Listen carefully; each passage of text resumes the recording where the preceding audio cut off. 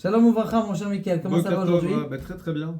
Je t'abarre chez moi. Quelle polémique tu nous amènes aujourd'hui? Alors je sais pas si c'est une polémique, mais c'est quelque chose qui nous concerne. Rilou Lachem. Chilou Lachem, oh là là. Rilou Lachem, voilà. Le fait de se balader avec une kippa, des titites à l'extérieur. Alors, C'est ce qu'on appelle profanation du nom de Dieu. Exactement, de Ok. donner une mauvaise image, on va dire, De la religion. de la Torah ou des pratiquants de la Torah Ok. à l'extérieur. Je me dis, alors est-ce qu'il faudrait pas cacher ce genre de choses et garder cette foi à l'intérieur de nous? Parce que c'est quand même problématique, quoi. Vous voyez, par exemple, un petit chapeau comme ça, etc., sans qui passe, et ça passe. Voilà, on Tu vous sais regarde quoi? pas de la même façon, quoi. Tu me rappelles une Gemara dans ma Sechet Kiddushin. Et c'est marqué quelqu'un qui a envie de faire des avérotes. Qu'est-ce qu'il doit faire? Alors, c'est vrai qu'il ne faut pas faire les avérotes, mais en tout cas, il faut qu'il s'habille de noir, qu'il se mette en noir, qu'il se mette une cagoule noire. Comme Zorro, quoi. Comme, ouais, par exemple, Zoro, c'est des bonnes références. Et sauf que lui, on le reconnaît. Ouais. Ah, mais on sait pas qui c'est. Bon, ça va. Bekitsour, et on se cache. Et bon, si son Yetzirah, il est trop fort pour lui, eh bien, au moins, il va faire comment on appelle ça, cette Avera. Mais il n'aura pas la deuxième Avera qui est le Chilul Hashem, la profanation du nom de Dieu. Donc, si quelqu'un, Béhémet, il sait qu'il fait des choses qui sont pas nettes, c'est vrai qu'il faut pas qu'il mette une kippa noire. On est d'accord. Ou si quelqu'un, par exemple, on est en chemin, on est en voiture. Le type, il sait qu'il doit faire quelque chose de pas très. Mais même dans le cadre où on fait des choses qui sont nettes, mais vous savez, par exemple, vous êtes au feu rouge, vous êtes à droite, vous êtes à gauche, vous garez votre voiture, vous passez un peu trop de temps à garer votre voiture, vous avez une kippa, ils vous regardent tous comme un extraterrestre. Là, c'est pas dépendant de votre volonté, c'est malheureusement, il y a des faits comme ça, c'est pas Bechavana, on fait pas ça. Tant que Et c'est ils vous regardent tous avec un œil, et ils ont envie de vous tuer, quoi. Ah, ouais, c'est autre chose. Ça, c'est de la sinatrinam, tu parles. Bien sûr. La sinatrinam. Bon, dans le cas où BMet, tu es dans un univers qui est comme ça, et que toi, tu as envie de passer inaperçu, tu as le droit de faire ça. Mais d'un autre côté, il y a ce qu'on appelle Vaikba Libo Bedarke Hashem. C'est un pasouk qui est marqué dans Michelet. Il dit comme ça, Vaikba Libo Bedarke Hashem, tu dois être heureux, tu dois être orgueilleux du fait que tu fais des mitzvot. Donc si tu sais que le mec il est tendance, ça veut dire il est dans des endroits où on pourrait expliquer sa présence dans cet endroit, sur le port à Tel Aviv où c'est pas très cachère. Oh là là. Qu'est-ce qu'il fait là-bas avec une cravate et son machin celui-là? À part si c'est pour mettre les filles aux gens, encore peut-être, mais ben, c'est un peu tendancieux, tu comprends? Donc là, Béhémet, vaut mieux se cacher. Ne pas dire oui, je suis avec mes tzitzit et. Mais si il fait quelque chose de bien, d'accord? Le type, par exemple, tu vas avec les Chayalim et tu vas leur apporter à manger, tu vas leur faire à la hache, tu vas leur distribuer des bislis. Au contraire, ça veut dire, ah, Baruch Hashem, voilà.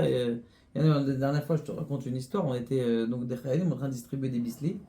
Et toutes les checkpoints où les pauvres ils sont là-bas sous le soleil, ils leur donnent juste un petit peu d'eau et c'est tout.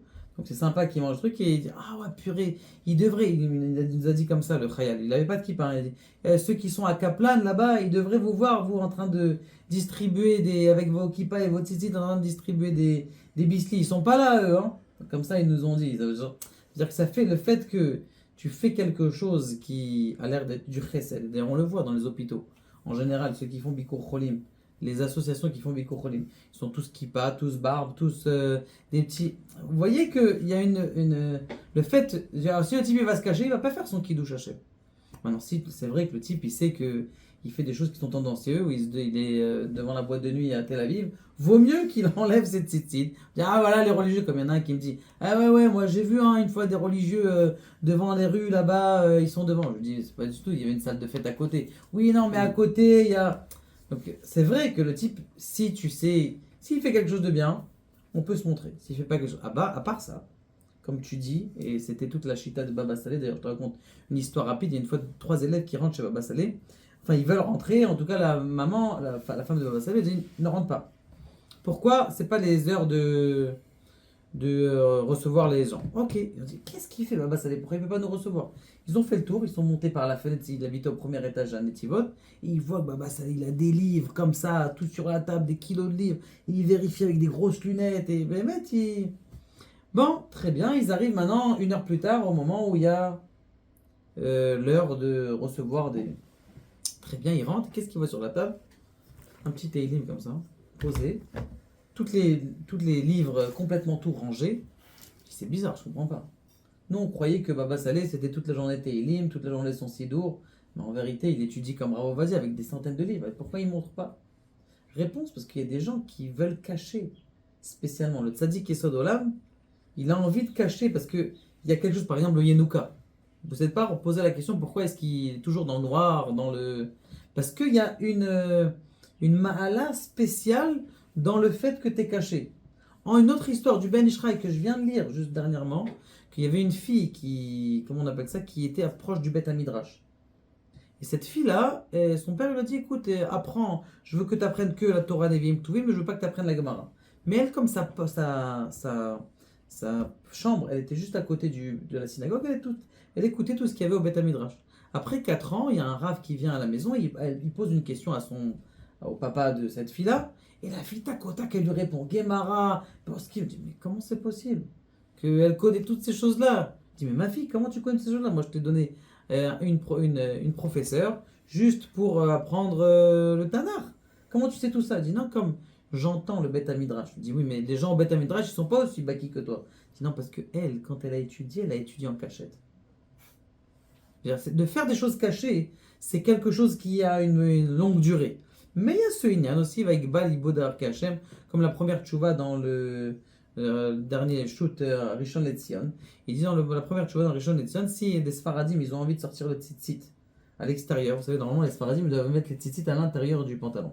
Mais lui, il a envie de sortir les tzitzit pour montrer que c'est un Bachor Yeshiva et que ça va renforcer des gens. Eh bien, c'est moutard.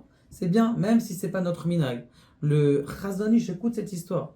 Le Chazonish, il y a quelqu'un qui est un chassid qui est venu le voir, il dit écoute, je veux déménager. Où tu veux aller? Je veux venir à Bnei Brak. Où tu habites? À Tel Aviv. Il dit comment tu t'habilles Shabbat? Je dis Shabbat, j'ai la gabardine avec le Streimel d'un kilomètre. Il lui dit non, je veux que tu restes là-bas. Je lui dis mais Rabbi, pourquoi? Je veux venir à Bnei Brak. Non, parce que les gens de Tel Aviv qui font pas Shabbat, quand ils te voient passer dans la rue, ils se rappellent qu'il y a Shabbat. Ils se rappellent qu'il y a des gens qui gardent encore le Shabbat. Pour ça, c'est du Kiddush Hashem.